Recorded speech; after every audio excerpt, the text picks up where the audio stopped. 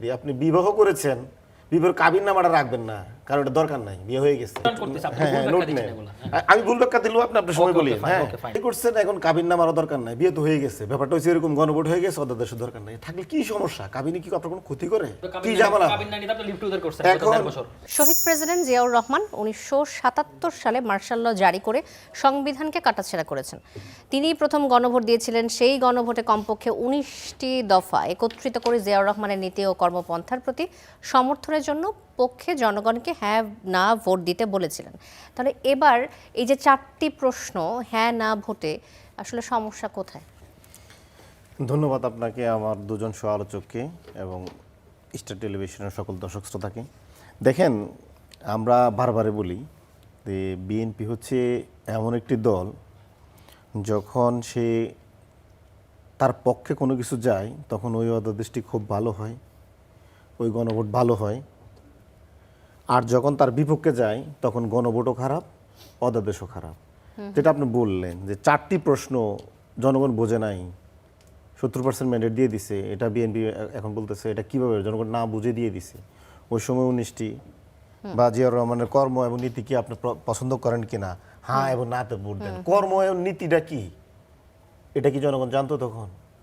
জিয়াউর রহমানের যে মানে 19 দফা ছিল কর্মনীতি, এখন ওটা তো ওই সময় জানতো না। শুধু কর্মনীতি পছন্দ করেন কিনা, হ্যাঁ অথবা না দেন। ওই সময় তো ওই টেবিলটা ছিল, ওই প্রশ্ন ছিল না। আর এখন তো 4টা প্রশ্ন আছে, অন্তত বুঝতেছে, ওই সময় প্রশ্নই ছিল না।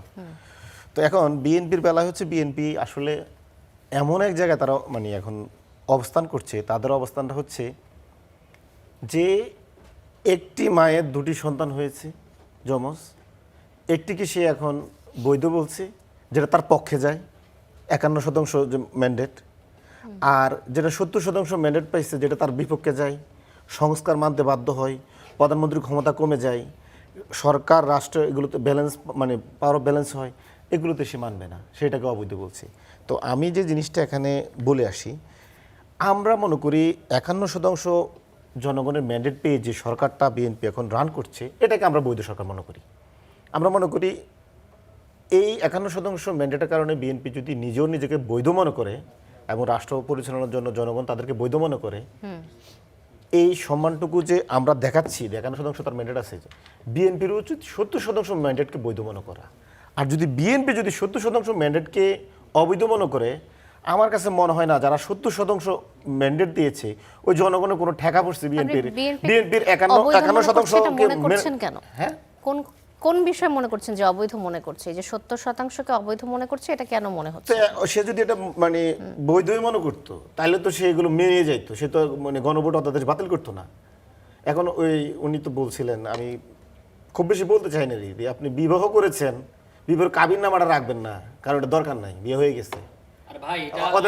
আচ্ছা, আপনি একটু নোট নেন। হ্যাঁ, নোট নেন। আমি ভুল ব্যাখ্যা দিলেও আপনি আপনার সময় বলি। হ্যাঁ, ভুল ব্যাখ্যাটা একটু সময় দেন। আচ্ছা, ওকে, ফাইন, বলেন। তো ধরেন আপনি বিয়ে করছেন, এখন কাবিন নামারও দরকার নাই, বিয়ে তো হয়ে গেছে। ব্যাপারটা হচ্ছে এরকম, গণভোট হয়ে গেছে, অধ্যাদেশের দরকার নাই। থাকলে কি সমস্যা? কাবিনে কি আপনার কোনো ক্ষতি করে? নাকি কাবিন থাকলে মানে আপনার সংসারে কোনো ঝামেলা হয়? কি ঝামেলা?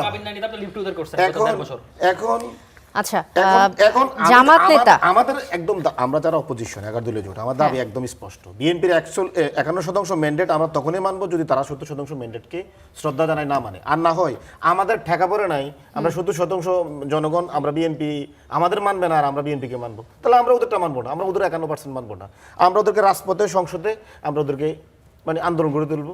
এবং ওরা যদি মনে করে যে না 70% জনগণকে ওরা পাশ কাটিয়ে দেশ চালাতে পারবে, তাহলে ঠিক আছে, ওরা আমাদের রাজপথে, আমাদের অলরেডি তো আমরা রাজপথে চলে আসছি, ওরা আমাদের বাধ্য করছে। জামাত নেতা শিশির মনির 1977 সালের গণভোটের উদাহরণ দিয়ে বিএনপিকে ঘায়েল করার চেষ্টা করেছেন। তিনি বলেছেন যে বর্তমান প্রেক্ষাপটকে এই যে 1977 সালের মডেলের সাথে তুলনা করা কতটা প্রাসঙ্গিক আপনার কাছে মনে হয়? আসলেই প্রাসঙ্গিক কিনা?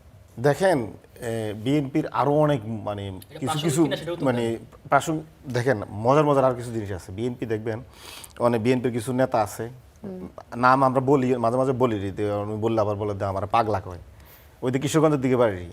তো ওরা বলে দে ইউনূস সরকার অবৈধ, তার কোনো ম্যান্ডেট নাই, কিন্তু জিয়াউর রহমান সরকারের ম্যান্ডেট আছে।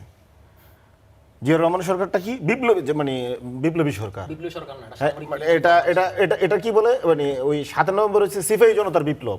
আচ্ছা 7 নভেম্বর কত হাজার লোক মানে অংশগ্রহণ করছে, আর জুলাই বিপ্লবে কত হাজার মানুষ অংশগ্রহণ করছে। আপনার কাছে কোনটা মনে হয়, ওইটা বেশি পার্টিসিপেটরি ছিল নাকি জুলাই বিপ্লব বেশি পার্টিসিপেটরি ছিল? বিএনপি দিবস পালন করে, সিপাহী জনতার বিপ্লব পালন করে দলীয়ভাবে 7 নভেম্বরকে, অথচ এই বিএনপি জুলাইকে বিপ্লব বলে না। এটা বিপ্লব হয় নাই, এটা একটা অভ্যুত্থান।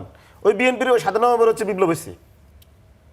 আচ্ছা এখন বিএনপির কাছে আপনি কোন ব্যাখ্যা চাইবেন? ওটা তো আসলে কোনো যুক্তি তর্কে কোনোভাবে ওনারা মানতে চায় না, গায়ের জোরে চাচ্ছে সবকিছু। যে দলটা বললো যে আমরা জুলাই সনদ কোনো এলএফি মানবো না, কি করতে হবে? বিএনপি সবাইকে বল না কোনো এলএফি হবে না, অন্য কিছু হবে না, এটাকে একটা গণভোট দিতে হবে। বিএনপির কথাই কিন্তু গণভোট দেওয়া হয়েছে, তাই সে গণভোটের জন্য ক্যাম্পেইনও করছে, তার মানে দলের প্রিমিয়ার। সে এখন বলে কি গণভোটে আমরা মানবো না, এটা সংবিধানে নাই।